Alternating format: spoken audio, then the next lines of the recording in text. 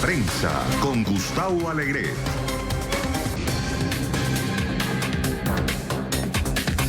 La autoridad palestina rechaza asistir a la convención en Bahrein convocada por Trump para promocionar la economía palestina. Google rompe con el productor de celulares chino Huawei y prende alarma mundial sobre el impacto de la guerra comercial entre Estados Unidos y China. Y Cristina Fernández de Kirchner anuncia candidatura a la vicepresidencia en un intento de reunificar al peronismo en Argentina. Aquí comienza Club de Prensa con Gustavo Alegret. En esta mesa de trabajo, en este Club de Prensa con el que comenzamos la semana, que hoy vamos a compartir con quienes ya nos acompañan en este estudio, cerca de la Casa Blanca, en la capital estadounidense, con Philip Crowther, que es reportero afiliado de la agencia Associated Press. Philip, buenos días, ¿cómo estás? Buenos días, muy bien. ¿Y tú? Philip, acabas de regresar de Venezuela. Sí, hace unas semanas. Yo llegué el día del golpe fallido en Caracas, así que lo vi un poco de todo durante una semana de estancia. Ya lo comentaremos. Ahora nos lo cuentas, sí, interesante la percepción sobre el terreno de lo que acontece en Venezuela. También con Antonio de la Cruz, que es analista político, experto en economía energética. Antonio, ¿cómo estás? Muy buenos días. Muy buenos días. Gracias por estar con nosotros. nosotros. Llegando a Colombia, ¿verdad? Yo acabo de llegar, sí, estuvimos la semana pasada, como saben los televidentes, de la cumbre Concordia Américas, donde tuvimos la oportunidad de primero moderar alguno de los paneles por invitación de la organización y también algunas entrevistas que podemos hacer. Muy interesante también tomarle el pulso a la actualidad y además coincide que fue una semana muy movida en Colombia con el anuncio de la decisión de la Justicia Especial para la Paz, la renuncia del fiscal general, la salida de la fiscal general, de vicefiscal general y luego la ministra de Justicia, un revuelo político y judicial en Colombia del que ya dimos cuenta y analizamos en esta tertulia, en esta mesa de trabajo. Hoy querría comenzar con lo que está pasando con Irán. Hace más de un año que Estados Unidos decidió retirarse del acuerdo nuclear, Philip, llevando a la comunidad internacional y particularmente a los socios europeos a cuestionarse el movimiento estadounidense que acusaba a Irán de no querer cumplir con ese acuerdo.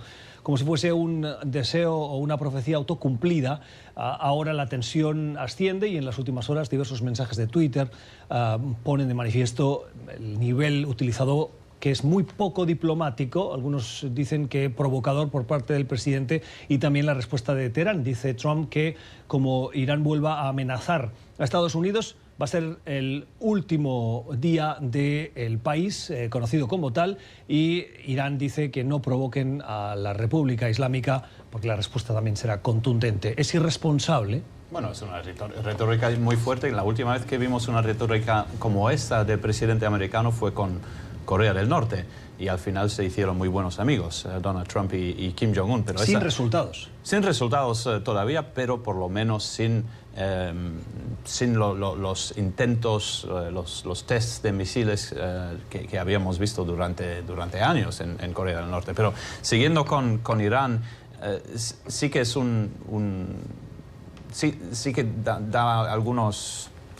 Nos estamos preocupando, digamos, por lo que está pasando entre Estados Unidos y Irán, por la retórica de Donald Trump, claro, primero, y luego hay movimientos militares de parte de Estados Unidos. Sí que hay un portaavión que se fue a la región, sí que hay bombarderos que también están en el mismo sitio. Lo que no sabemos en ese momento, desde hace ya 3 semanas en las que Estados Unidos está hablando de amenazas directas para los militares americanos en la región y luego también para americanos que están en Irak, por ejemplo, y en otros países de la región. No sabemos cuál realmente es esta amenaza de la que está hablando Estados Unidos. En ningún momento el asesor John Bolton para Donald Trump, en ningún caso Donald Trump mismo, el presidente de Estados Unidos, han dicho cuál realmente es esta amenaza concreta de parte de Irán o de milicias que están apoyando contra intereses americanos. En ningún momento hemos tenido una frase clara de parte de la Casa Blanca. Así que estamos todavía un poco en el vacío. Todavía nos estamos preguntando, pero ¿cuál realmente es esta amenaza? Y en el mismo momento a esta retórica, las palabras fuertes de parte del presidente americano por Twitter, como siempre, y nos estamos preguntando, pero ¿por qué nos estamos acercando, en teoría por lo menos, a una guerra potencial entre Irán y Estados Unidos? Nos merecemos, creo, en este momento una explicación de parte de Estados Unidos por qué nos estamos avanzando en esa dirección. Pensando un poco en el histórico que ha tenido el presidente Trump, nosotros tenemos una expresión que dice perro que ladra no muerde. O sea, quiere decir que él amenaza pero no cumple. Yo pienso que en sí el presidente Trump ha dicho también que no quiere una guerra. Entonces aquí hay una intencionalidad dentro de esa narrativa de él de que no coincide. Pero cuando vemos, como lo señalaste, con Corea del Norte, al final no ocurrió nada. La misma opción ha pasado con Venezuela. Ha dicho todo está las opciones en la mesa y no pasa nada. A Irán, es cierto, movió uno de los portaaviones y hay bombarderos, pero pareciera que no. El mundo ya lo leyó y sabe que no va a llegar a pasar esa línea roja. No pareciese que fuésemos a tener una confrontación Irán Estados Unidos. Más bien están funcionando las sanciones, que son importantes. El Producto Interno Bruto de Irán cae un 6%, hay una crisis económica interna. En ese sentido sí se ve, pero en términos de una confrontación bélica no parece, porque también sorprendió a los senadores de la Comisión de Relaciones Exteriores. Están pidiendo que interpelar a la administración porque no hay como que esa intención. Yo creo que hoy la administración de Trump carece de esa credibilidad cuando él amenaza y debería revisarla, porque uno cuando usa esas opciones de verdad son para poder ejecutarla, no para amenazar. Entonces creo que aquí es más una amenaza nuevamente, una amenaza más que no va a llegar a feliz término. Y lo que vemos Dale. No, lo que vemos una vez más es que vemos dos presidentes de cierta manera.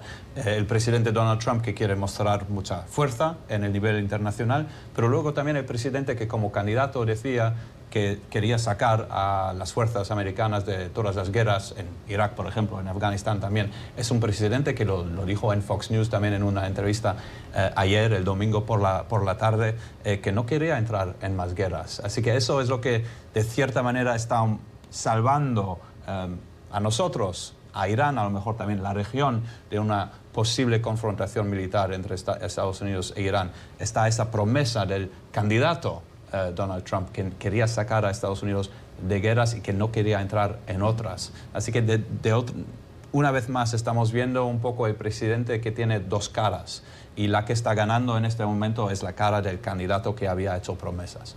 Es una cara que también está mirando más al 2020 que a los intereses y los principios de Estados Unidos, ¿o coinciden los principios con la promesa electoral? No lo sé de manera muy clara. Lo que sabemos de presidentes y candidatos a la presidencia, bueno, digamos presidentes que están en funciones cuando quieren ser candidatos de nuevo para una reelección, si están en guerra, históricamente son presidentes que tienen una tasa de favorabilidad más alta.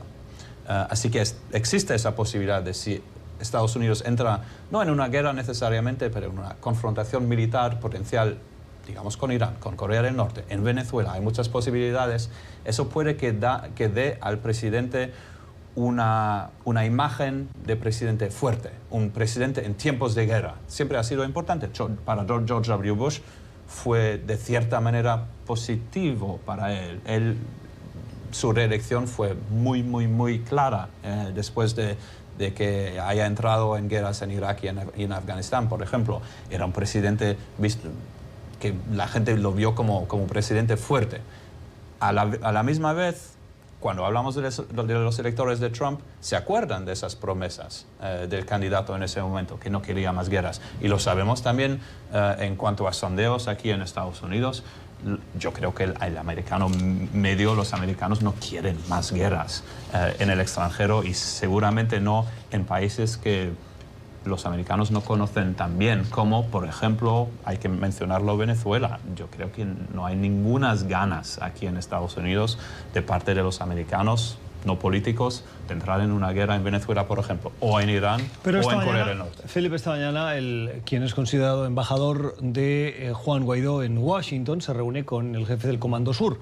No creo que vayan a hablar de qué libros leen. Tendrán que hablar de esas opciones, porque si la administración habla sin parar de todas esas opciones están en la mesa y no se ha hecho nada en cuanto a la opción militar, pues se tendrá que sentar Carlos Vecchio con Southcom, el almirante. Con el almirante y con el ejército americano. Tienen que hablar de las opciones, pero no creo que estén hablando de manera muy concreta de un movimiento militar. Pero es interesante, ¿dónde se va a dar la reunión? La reunión se da en el Departamento de Estado, no se da en el Pentágono.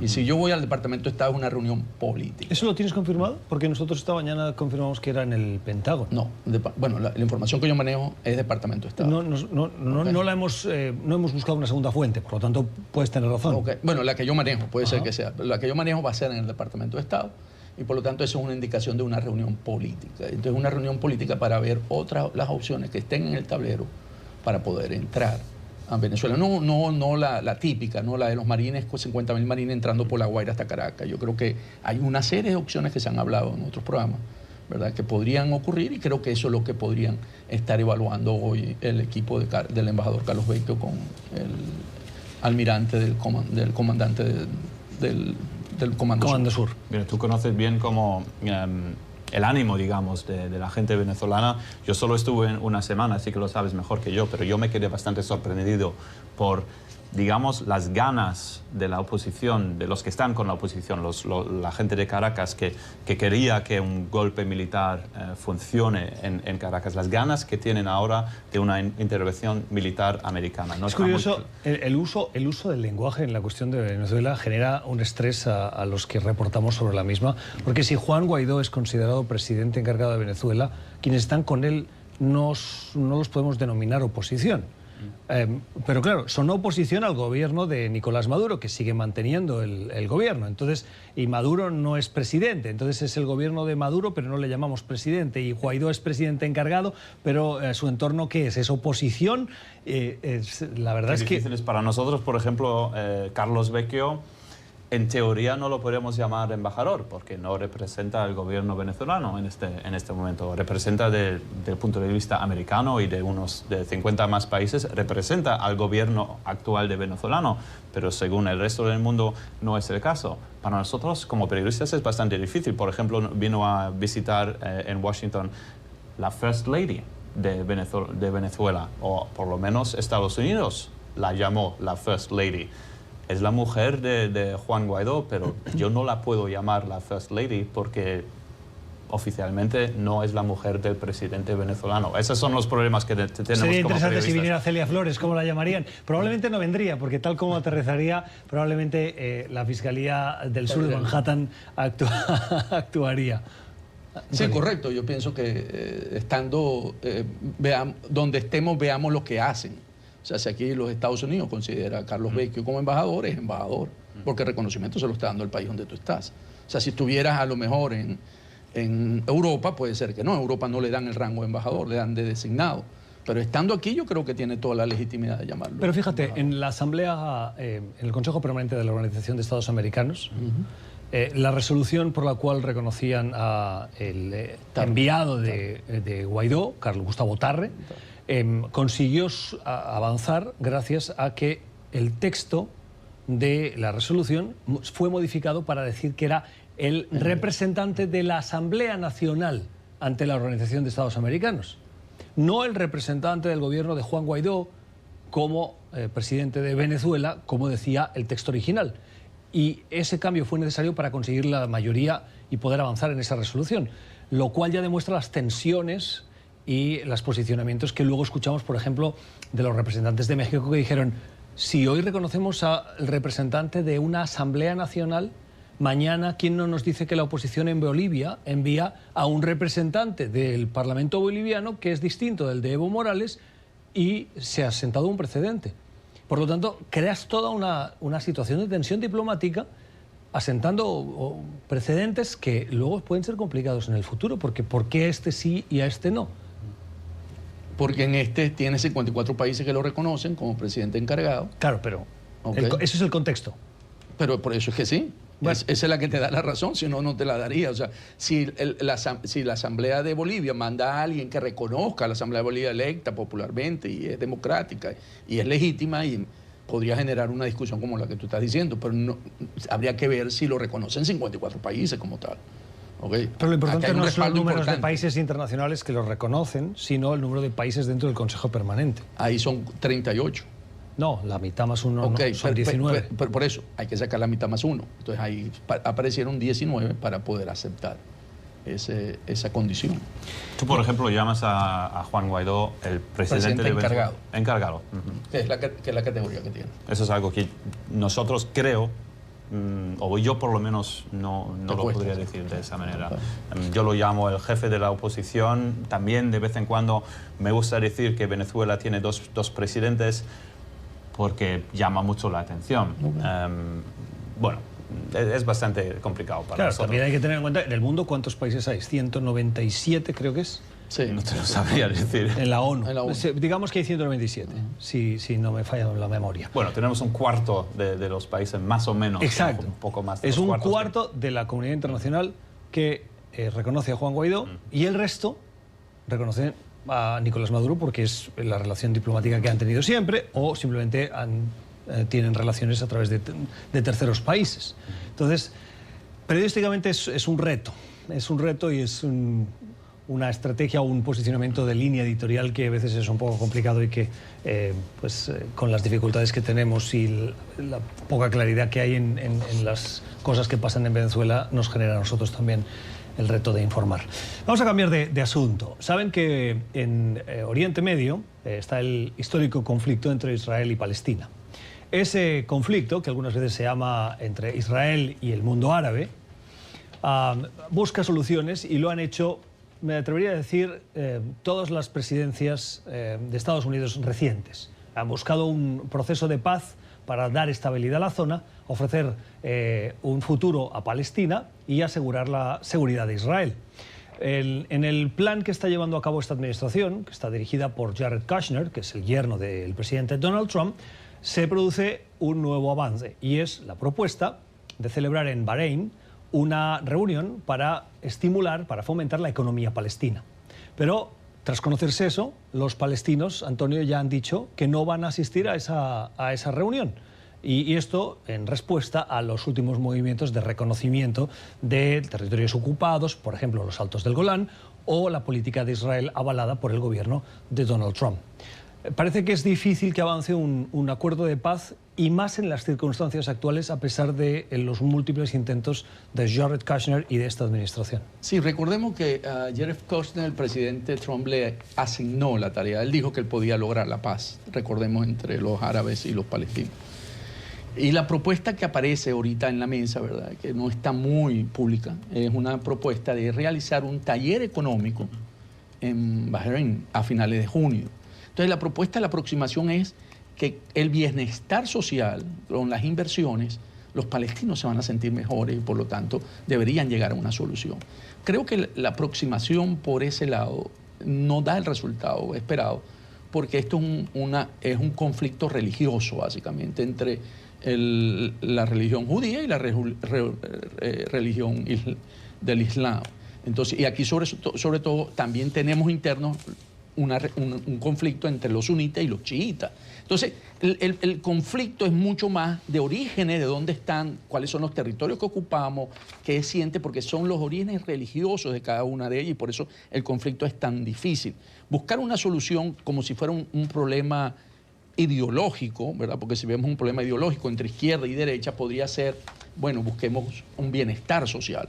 Aquí no es un problema de bienestar social, es una situación de un conflicto religioso. Y por eso se planteó hace tiempo dos estados, ¿verdad? La solución de dos estados, buscando cómo poder coexistir todo ello. Porque como vemos en esa zona tenemos, por supuesto, los palestinos que tienen la parte también de Hamas y también están los israelitas. Entonces, en ese sentido, detrás de ellos está ¿quién? Arabia Saudita con los palestinos, tenemos a Irán detrás del Hamas y tenemos detrás a Israel por sí mismo se puede, pero tiene el apoyo de los Estados Unidos. Entonces, hay una serie de conflictos en la región que no se puede manejar por un plan de inversiones que luce ser muy atractivo y que para los palestinos dicen esa no es la solución que nosotros queremos. Bueno, simbólicamente que los palestinos no estén y que ya lo hayan anunciado unas horas después del anuncio de la Casa Blanca que quieren tener, bueno, no una cumbre, como dices, un taller económico en Bahrein, ya nos muestra que puede ser y muy probablemente va a ser un plan de paz que va a ser una derrota. Bueno, eso ya lo sabíamos hace mucho tiempo. La mayoría de planes de paz para Palestina e Israel no funcionan. Eso ya lo sabemos desde hace décadas. Y parece que de la parte de una presidencia de Donald Trump, que no les gusta para nada a los palestinos, tiene muy pocas oportunidades de ser un éxito. Si los palestinos no van, empieza muy mal este plan de paz. Todavía no sabemos en qué momento el verdadero plan va a ser presentado por la Casa Blanca, cómo va a ser presentado, dónde. Si los palestinos han sido parte de las discusiones, sabemos que va a ser un plan de unas 100 páginas, pero muy poco más. Eso por lo menos me dicen los que han estado involucrados en la redacción de este plan de paz o de esta propuesta. Pero lo que sabemos de esta administración, que es muy a favor de Israel y que tiene muy malas relaciones con los palestinos, yo creo que entramos en esta propuesta de paz con muy poco optimismo, digamos. ¿Qué elementos tendría que tener este acuerdo de paz para tener éxito, teniendo en cuenta el contexto, pero sabiendo que hay que ceder? Y tiene que ceder Israel y tiene que ceder Palestina. ¿Qué elementos crees que deberían ser fundamentales? Yo creo que lo más importante para empezar, una solución de dos estados, que no sé si va a formar parte de esta propuesta de parte de la Casa Blanca, y tantos más detalles. Una inversión económica no va a ser lo suficiente. Claro, pero ¿por qué hoy una propuesta de dos estados sí funcionaría cuando los acuerdos en Camp David de la presidencia de Bill Clinton no solo ofrecieron ese futuro de dos estados, sino que además garantizaron desarrollo económico, seguridad, y no funcionó? En última instancia no funcionó. Yasser Arafat era un elemento fundamental y parece que su personalismo hizo fracasar o descarrilar esos acuerdos. Hoy la situación no da para que, a pesar de que se haya una propuesta de dos estados, que ya Israel probablemente no aceptaría, pero es que el contexto tampoco ayuda. No, yo creo que la realidad en el terreno no es nada favorable en este momento, porque ha habido más construcciones israelíes ya en territorios que los palestinos por lo menos consideran los suyos, y los palestinos por lo menos van a querer que todo eso sea cambiado en un plan de paz para el futuro. No sé qué más detalles. Tú ves como el detalle que a lo mejor va a llevarnos a la derrota de este plan de paz. O sea, ¿qué ocurre cuando tú te planteas, ¿no? ¿Qué ha pasado desde el plan de paz de Camp David, ¿no? que se propuso? Entran los elementos de conflicto entre el mismo Islam, los sunitas y los chiitas, que por eso lo mencioné. Ahí está Hamas, soportado, apoyado por Irán. Entonces, en ese sentido, no solamente es un acuerdo entre los sunitas, que son apoyados por Arabia Saudita, y el Estado de Israel, sino que también ahora hay que tomar en cuenta a la parte radical de Hamas, que también en los planes de paz han tenido un comportamiento violento en ese sentido, ¿no? Entonces, deberíamos llegar a establecer, como lo dices tú y lo planteamos, dos estados. Yo pienso que esa es la mejor, buscar cómo abordar ese tema y dar algunas muestras, porque el que Estados Unidos haya mudado la embajada a Jerusalén no genera confianza para la otra contraparte. O sea porque Jerusalén siempre ha sido una capital de todas las religiones. Entonces, a reconocer que es propiedad, entre comillas, del Estado de Israel, entonces no genera esa... Además, esa propuesta de cambio de sede tampoco me da la impresión de que tiene momentum, lo perdió. En un momento dado, diversos países del mundo dijeron que daban el paso, y la última noticia que yo recuerdo, Philip, y tenemos que ir a la pausa... Han sido tres países que han anunciado... Guatemala, países... sin importancia. Creo que también Ucrania, si no era Ucrania... Brasil ofreció y a la final se echó para atrás. Y Brasil es la última que dijo que lo hacía, y Jair Bolsonaro, aplicando la Realpolitik y la economía, dijo: mejor abrimos una sede de representación, pero la mantenemos en Tel Aviv. Vamos a hacer una pausa. Al volver hablamos de Venezuela. Hay noticias que llegan de España. Quien fue embajador de José Luis Rodríguez Zapatero ha sido objeto de una investigación por parte de la policía española, y su oficina ha sido allanada por las autoridades. Le acusan de blanqueo de capitales. Seguimos en Club de Prensa comentando la actualidad, una actualidad que nos lleva a España, donde la policía ha allanado las oficinas de quien fue embajador del gobierno socialista de José Luis Rodríguez Zapatero, embajador en Venezuela. Dicen las informaciones que llegan, que replican diversos medios de comunicación, que Raúl Morodo cobró comisiones de por lo menos 3,8 millones de euros a través de una empresa pantalla ubicada en Panamá con sede en Suiza, por haber hecho consultorías para la petrolera estatal PDVSA. Antonio. Sí, fíjate, lo que acaba de publicar El Mundo en su investigación, ¿verdad?, es realmente un elemento más de la corrupción de lo que es el gobierno tanto de Chávez, porque fue en la época de Chávez, como de Maduro. Estas consultorías. Sí, esta consultoría fue en la época de Chávez. Entonces, ¿qué pasa? Que se utilizaba PDVSA como el vehículo para el lavado de dinero del narcotráfico. ¿Okay? Recordemos que aquí el mecanismo de lavado era muy importante, porque era PDVSA, y ahí está Rafael Ramírez, porque en ese momento era presidente de PDVSA, en curso en esa corrupción. Era el mecanismo que utilizaban porque PDVSA hacía bonos, ¿verdad?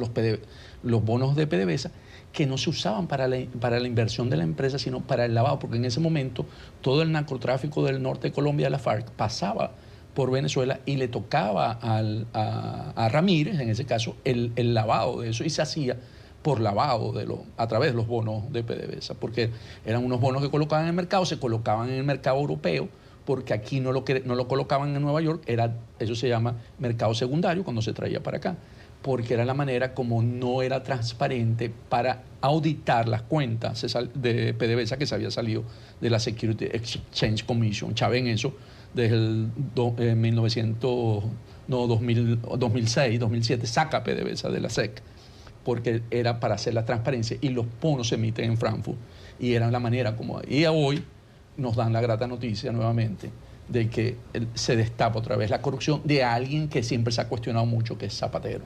Claro, me parece interesante toda la explicación. Lo que yo leo y te pido el detalle, de lo que publica la prensa, es que este embajador, ejerciendo sus funciones, hacía consultorías para PDVSA.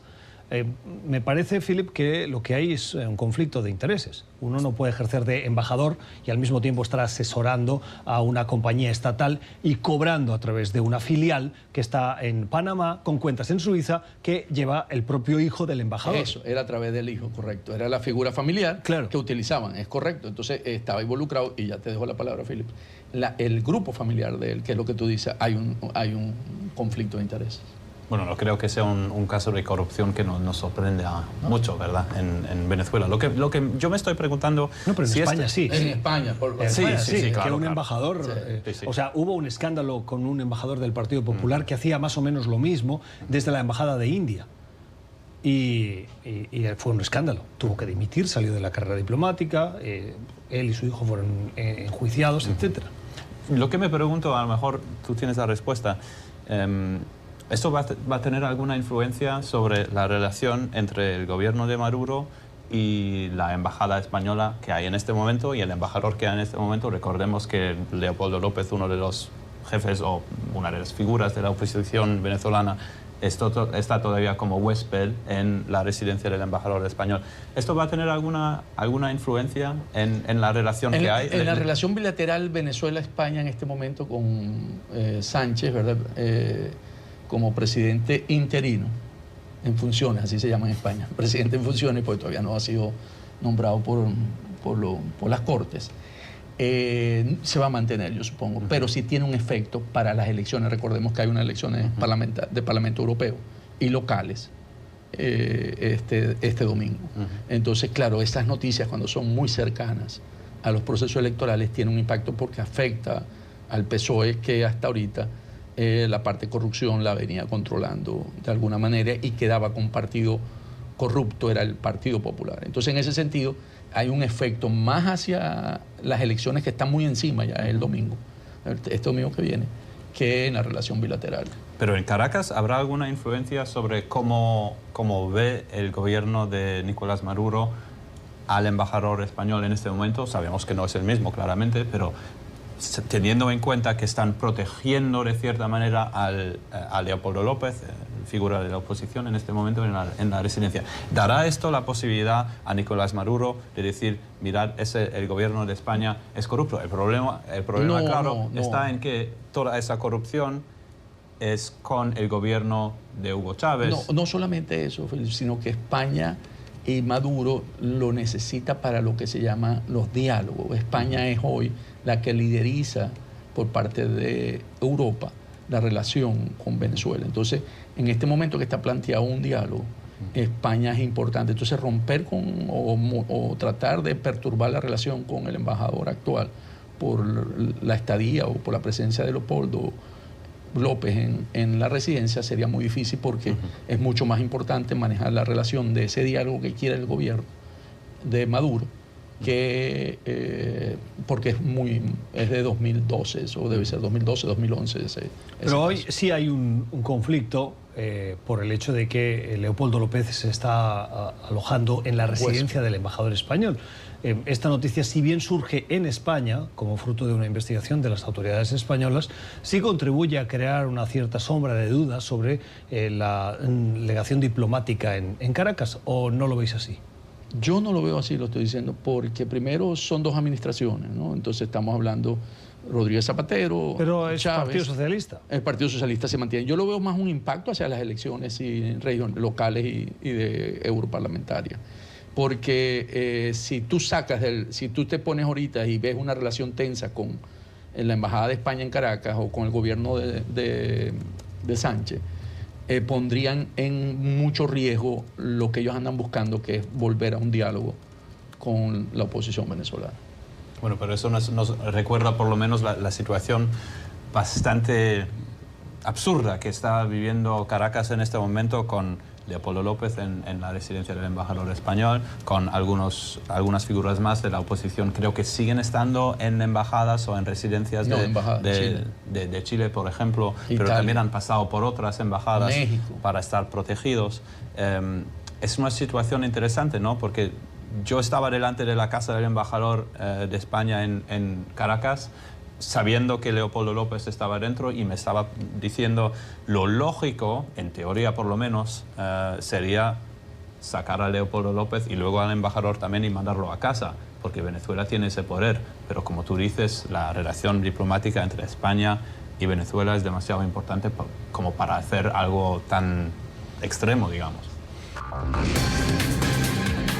Club de Prensa con Philip Crowther y con Antonio de la Cruz, conversando sobre la actualidad, una actualidad que también nos lleva a Bolivia. Faltan 5 meses para las elecciones presidenciales y saben ustedes que Evo Morales busca su reelección. Sería la 4ª al frente del gobierno de Bolivia. Dice que necesita terminar sus grandes proyectos y lo que dicen las encuestas es que en medio de la situación de precampaña, o de campaña, podríamos decir ya de una manera, aunque falten 5 meses, de política del país, Evo Morales encabeza las encuestas con el 38% de intención de voto, seguido del opositor Carlos Mesa con el 27%. Y lo que conocimos el viernes pasado, que nos llamó la atención, son las declaraciones del secretario general de la OEA, Luis Almagro, que está de gira por América Latina y que estuvo en Bolivia, se reunió con Evo Morales, Antonio, y dijo que Evo Morales sí podía presentarse, que él no veía un inconveniente. Más bien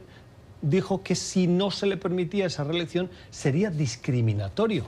¿Por qué apoya Luis Almagro a Evo Morales? Mira, el argumento que utilizó fue de que ese fue el mismo dictamen que dieron las Cortes, el Tribunal Superior, en Costa Rica, en Nicaragua y en Honduras para la reelección de Oscar Arias, Daniel Ortega y Juan Orlando Hernández. Entonces, en Honduras. Y eso está basado en una cláusula de la Comisión de Derechos Humanos. Pero ninguno de ellos estuvo 4 periodos. Okay. Juan Orlando Hernández no lleva 4 periodos de presidente. Aquí lo que podríamos ver la contradicción es que la Constitución boliviana establece solamente 2 periodos, ¿verdad? Y hubo un referendo para modificarlo y lo perdió Evo Morales. Entonces aquí, si nos vamos, no por la interpretación de la Comisión Interamericana, por los derechos humanos, porque es como se usa, y eso es lo que Almagro dice que sería no correspondiente con nosotros, presidente, Si nos vamos por la Constitución de Bolivia, Evo Morales está yendo a un proceso electoral que no es legítimo desde el punto de vista de la Constitución. Y eso es el argumento que utilizan los candidatos opositores, de que es una elección donde Evo viola la Constitución del país. Y según la oposición es totalmente ilegal que se presente una vez más, ¿no? Sí. Porque sería hasta el 2025.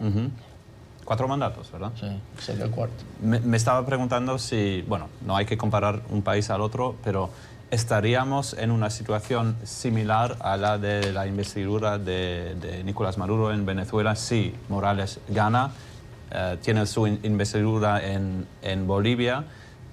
¿Habrá un órgano político, la Asamblea Nacional sería el equivalente en Venezuela, que va a decir esto es ilegal, este no es nuestro presidente? ¿Existe esa posibilidad en Bolivia también, que nos quedemos con una situación no similar como la que tenemos ahora mismo en Venezuela, pero por lo menos la de hace unos meses, en la que Morales se proclama y es proclamado presidente de nuevo, donde gana las elecciones, tiene su investidura, pero hay una parte o un órgano político, como digo, o un órgano gubernamental, mejor dicho, una Asamblea Nacional que dice no, esto es ilegal, no es nuestro presidente? Sí, lo que pasa es que aquí tendríamos que ver, Philips, que los poderes, ¿verdad? Tú estás hablando del legislativo, tiene presencia, Evo Morales tiene fuerza, entonces no tendría la fortaleza como para desconocer la autoridad del Poder Ejecutivo en ese sentido. Y además están compitiendo varios candidatos de la oposición, que Mesa es un expresidente de Bolivia. Entonces, en ese sentido, no es tan comparable. Aquí lo que podríamos poder apreciar era que hubiese sido un rechazo de los países, sí, de América Latina, bajo un argumento de violación de la Constitución. Eso no lo hay en este momento. No, no lo hay, porque en la OEA, una de las cosas que logra Luis Almagro en esa visita con el presidente Evo Morales, es que la OEA va a ser observadora del proceso de elección. Entonces eso supuestamente le da la garantía de que es transparente. Bueno, harán su informe, si no es, lo van a decir. Lo que pasa es que el golpe moral para la oposición en Bolivia ha sido muy duro, porque no esperaban las palabras, no se esperaban el posicionamiento de Luis Almagro sobre la continuidad de Morales, y el escenario que describes, Philip, el posible decreto de una ilegalidad si Evo Morales gana, porque las encuestas le dan una victoria, puede abrir una crisis constitucional dentro de Bolivia. ¿Y qué dicen otros países, como lo estabas comentando ya? ¿Qué van a decir el día mismo? Yo supongo, primero, si gana, sería una investidura un poco similar a la de Nicolás Maduro, donde no va nadie, porque según la oposición sería una presidencia, bueno, casi ilegal, o por lo menos su candidatura está vista como siendo ilegal. Ahí en este momento iría, por ejemplo, la comunidad internacional a su investidura, como no lo hizo con Maduro. Para que un presidente tenga legitimidad de origen, que es lo que tú estás planteando, tiene que haber un candidatos opositores que reconozcan que la elección se da, ¿verdad? Y entonces te reconocen. Que la comunidad internacional te reconozca, y en este sentido ese sello lo da Luis Almagro al asistir, ¿verdad? Y que el resto los poderes acepten también, ¿no? Que son por la división de poderes en una democracia. Entonces, en este sentido, ninguna de esas tres condiciones la estoy viendo en el caso de Evo Morales. Estuvimos hablando antes que, según Gustavo, 5 meses de campaña es un tiempo muy largo, porque en España hay 2 semanas de campaña solo para... Oficialmente son 2 semanas. La precampaña suele ser un poquito más larga. Lo que pasa es que los partidos no pueden pedir el voto. Pueden criticarse, pueden defender sus políticas, pero no se puede solicitar el voto a los ciudadanos. Y es el inicio de la precampaña, en una hora determinada, un día determinado, cuando arranca esa campaña en la que ya los carteles, los mensajes de los candidatos es vota tal partido. Si te parecen largos los 5 meses en Bolivia, pues ya sabes cómo es aquí en Estados Unidos, donde tenemos una campaña electoral. Yo lo decía antes de más o menos 2 años, pero la verdad es que la campaña electoral nunca para y nunca empieza. Continúa. El país que también parece que está en precampaña, a pesar de que faltan meses para las elecciones, es Argentina, donde Cristina Fernández de Kirchner salió finalmente del armario y dijo que sí, que va a concurrir a esas elecciones, pero no lo va a hacer como candidata a la presidencia, sino a la vicepresidencia. y lo hará en tándem con Alberto Fernández. Lo que buscan es destronar a Mauricio Macri. Philip, Macri ha dicho que esto sería un desastre para Argentina, volver al pasado. Sí, sería volver también bueno, no volver, pero sería una dinastía casi, ¿no? De la que estaríamos hablando con Kirchner, que era presidente, con Cristina Fernández, que era presidenta 2 veces, ¿verdad? Dos mandatos, y sería la vuelta, ¿no? de ella como... Bueno, 2 mandatos más los de su marido. Los de su marido, y luego estaría volviendo como vicepresidente, así que sí que estamos hablando de una dinastía, creo, política aún más de lo que estábamos hablando antes. A mí me ha sorprendido, no sé si te ha sorprendido la noticia de que no sea candidata. Sí, presidencial, porque va a la vicepresidencia. Claro. Es una jugada inteligente por parte de Cristina, porque la opción que tenía Macri para ganar era una polarización con Cristina Kirchner, ¿verdad? Entonces, al ella salir de ese plano y de decir que Alberto Fernández, o sea, la fórmula Fernández-Fernández, empieza entonces a tener que todo lo que polariza, que el debate se vaya a Macri y no se polarice con ella, porque esa polarización sí le podía haber dado un escenario favorable al presidente Macri. Entonces, la jugada en ese sentido es buscar moverse hacia el centro para poder aglutinar todo el peronismo, ¿verdad? Porque hubo disidencia entre el peronismo y el kirchnerismo. Y entonces poder tener, porque hoy Macri tiene un rechazo entre el 60 y 70% de su gestión, ¿okay? Entonces es poder capitalizar eso. Entonces, pero el riesgo que tiene aquí Alberto Fernández, algunos dicen que no, es que se vuelva en el Medvedev ruso, ¿verdad? ¿Se acuerdan que Putin salía, nombraba a Medvedev candidato a la presidencia y detrás estaba él? Entonces, dicen que no los que conocen a Alberto Fernández, que es bastante crítico, pero conociendo a Cristina Fernández, es difícil no verla influenciando mucho en ese nuevo gobierno que viene, aunque también van a haber regionales y por eso están buscando una coalición de poder lograr para gobernar esa crisis que vive hoy en día otra vez Argentina en términos económicos. ¿Y esta campaña electoral cuánto tiempo va a durar? Si Bolivia la elección es en octubre. En octubre. No hay fecha aún, pero es hasta octubre. O sea, es una especie de... Estamos también como en de paralelismo con Bolivia, sí, las largas campañas electorales en América Latina. Vamos a una nueva pausa en este club de prensa de hoy. Al volver hablamos de Google y una decisión que ha dejado frío a Huawei, que es la constructora o el fabricante de celulares chino. Seguimos en el Club de Prensa, en esta recta final, conversando sobre la actualidad. ¿Tiene usted un teléfono celular inteligente? ¿La marca del mismo es Huawei? Pues bien, esta compañía china, Estados Unidos, ha decidido incluirla en una lista negra porque teme por la seguridad que estos teléfonos inteligentes de producción china tengan en las empresas. Y es que el conflicto que hoy tiene Estados Unidos y China pasa en gran medida también por el robo de información confidencial vinculada a derechos de autor, a propiedad intelectual. Y teme Estados Unidos que a través de estos teléfonos celulares los chinos puedan acceder a determinadas conversaciones o información de estas empresas. ¿Qué ha hecho Estados Unidos? Incluirla en una lista negra. Y por lo tanto prohíbe a la administración y recomienda a las empresas estadounidenses no utilizar esta tecnología. Google, que es un gigante de Estados Unidos, ha decidido hacer caso a las recomendaciones de Estados Unidos, del gobierno, y ha prohibido a los desarrolladores de aplicaciones que trabajen con Huawei. Por lo tanto, Philip, parece que los titulares o propietarios de un teléfono Huawei podrían quedarse sin aplicaciones. Yo creo que en algunos ejemplos va a ser el caso. Y yo creo que a lo mejor habrá otras empresas que van a seguir exactamente la misma línea que ha hecho Google, porque una vez que hay una emergencia nacional declarada por el presidente y en la cual dice que no hay que usar estos teléfonos, que que hay riesgos a la seguridad nacional de Estados Unidos, las empresas van a seguirle y van a hacer cosas como Google ha hecho ayer, creo, lo anunciaron. Así que a lo mejor otras empresas van a seguir el mismo caso. Yo creo que no hay que olvidar en esta historia, primero, que es una orden ejecutiva de la parte del presidente. Cuando dice que es una emergencia nacional, eso más que nada le da la posibilidad de imponer sanciones, de poner presión en las empresas.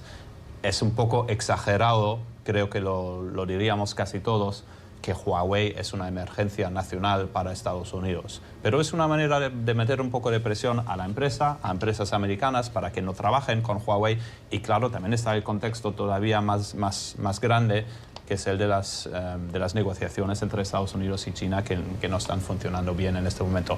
Una cosa no tiene mucho que ver con la otra, pero sí que muestra que Donald Trump no tiene miedo a hacer estos pases bastante agresivos e importantes contra, de un lado, el gobierno chino. En este caso no es el gobierno, pero estamos hablando de una de las empresas más importantes chinas, así que un paso bastante importante. La administración Trump ha tomado a Huawei como un símbolo de lo que viene en la cuarta revolución industrial, que es la tecnología 5G, que es el que domine esa tecnología en los próximos, dentro de 6, 7 años, va a dominar gran parte de la tecnología de información, y por eso es el decreto de emergencia, porque va a tener acceso a mucha información y a todo, sobre todo por eso se cuida. Entonces veamos que esto también, hace 2 meses, hubo una orden de detección a la vicepresidenta de Huawei en Canadá para extraditarla, porque esa es la compañía líder en China para esa tecnología como empresa de Estado que es. Entonces, Estados Unidos ha determinado que no va a compartir, y ha hecho presión en la gira que ha hecho también la administración Trump a Europa, de que no compren tecnología de Huawei. Entonces, sí hay una guerra en ese sentido, pero por el dominio de la tecnología que viene, y ahí Google aceptó, y por lo tanto los androides van a tener dificultades para actualizar las aplicaciones.